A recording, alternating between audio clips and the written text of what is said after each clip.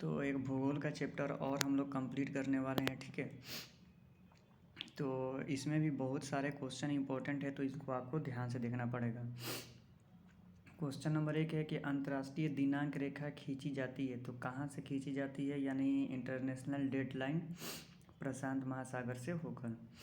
Number 2 question है, एक स्थान की जो सही अक्षांशीय स्थिति से हो सकती है वो क्या होती है, तो 45 डिग्री दक्षिणी अक्षांश। नंबर 3, किसी एक स्थान का अक्षांश निम्नलिखित में से किसका संकेतन है, तो तापमान का। अक्षांश से तापमान का ज्ञान होता है और देशांतर रेखाओं से समय का। तो ये आप लोग याद रखिएगा, ठीक है।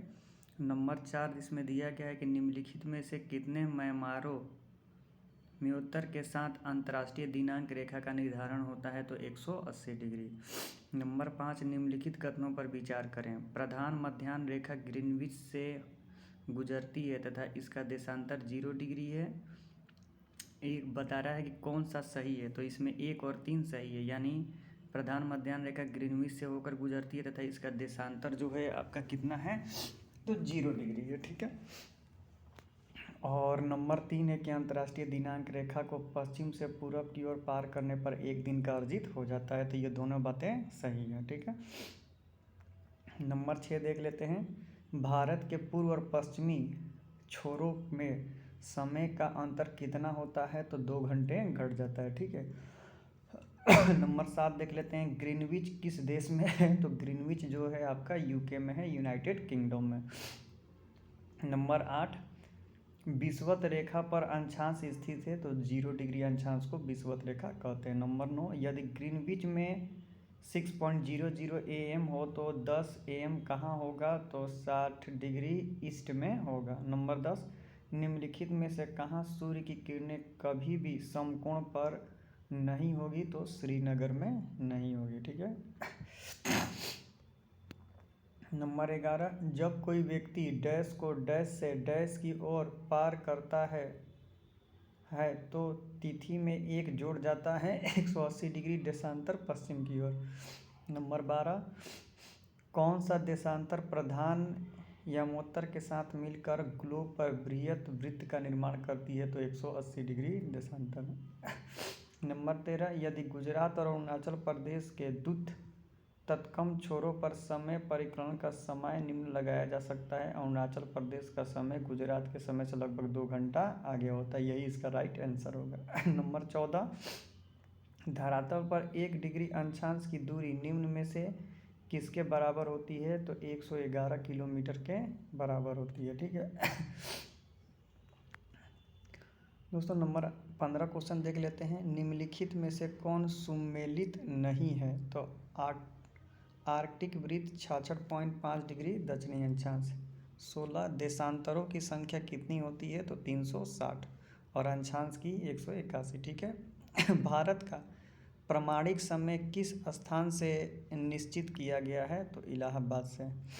नंबर 18, पृथ्वी पर 2 स्थानों की स्थिति के अनुदैर्ध्य का अंतर 15 डिग्री है, स्थानीय समय में कितने का अंतर होगा, तो 1 घंटे का अंतर होगा, ठीक है।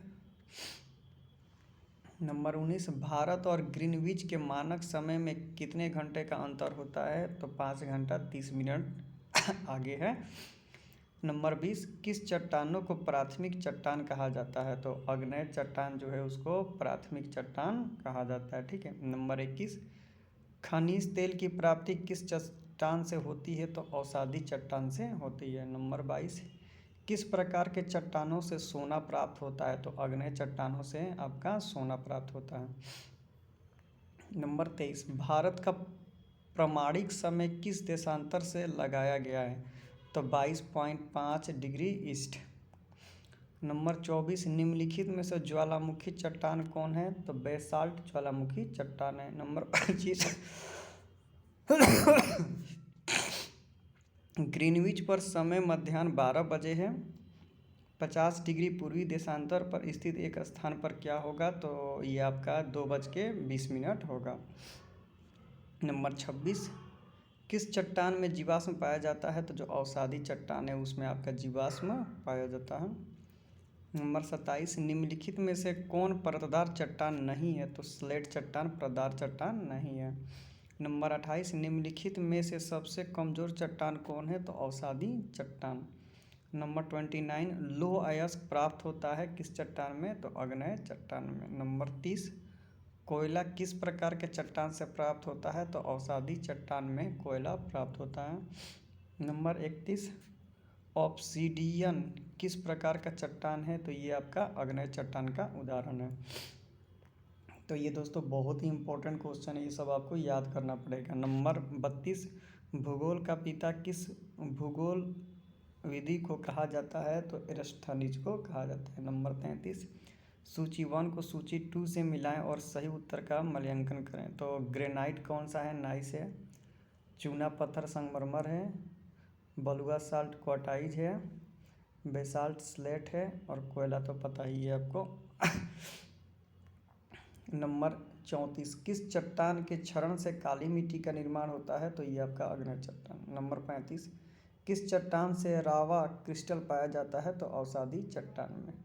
नंबर 36, पृथ्वी के भूपट्टी के निर्माण में किस चट्टान का योगदान सर्वाधिक है? तो अवसादी चट्टान का। नंबर 37, संचार उपग्रह किस वायुमंडलीय स्तर में स्थित होते हैं? तो वायुमंडल में उपस्थित होते हैं। नंबर 38, क्षोभमंडल वायुमंडल की धारा है। समताप मंडल सामान्य तापपतन है। ओजोन मंडल पराबैंगनी किरणों को अवशोषित करती है। आयन मंडल विद्युत चुम्बकीय किरणों को परिवर्तित करती है। नंबर 39, वायुमंडल के कुछ विशिष्ट भागों में ऊंचाई पर अत्यधिक तीव्र गति के साथ गतिशील पवन व्यवस्थित होती है जेट स्ट्रीम में।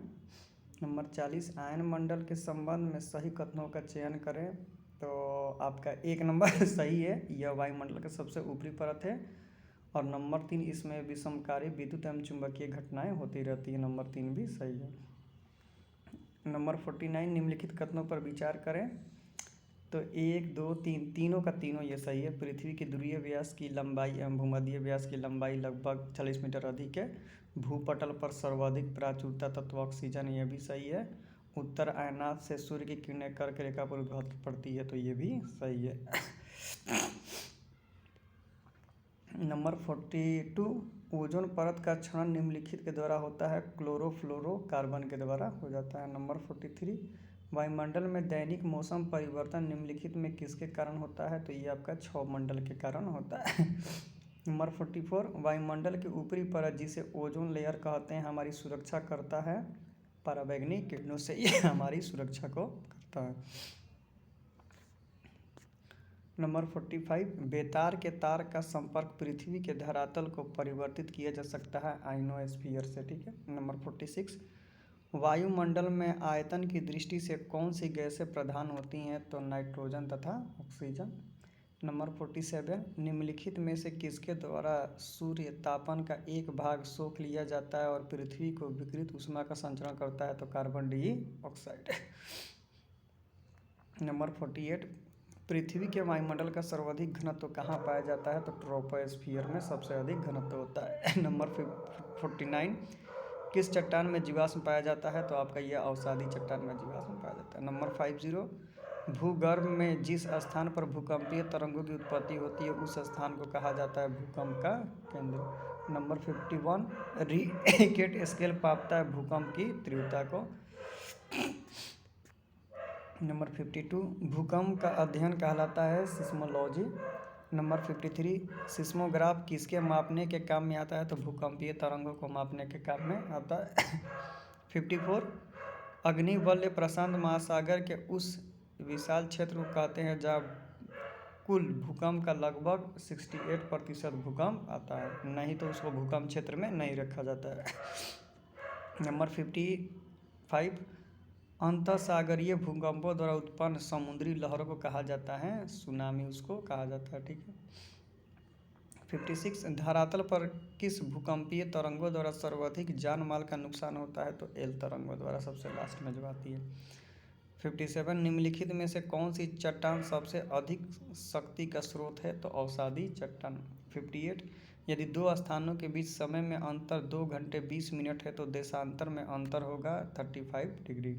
59 अंतर्राष्ट्रीय दिनांक रेखा कितनी बार विचलित होती हैं? तो 4 बार विचलित होती हैं।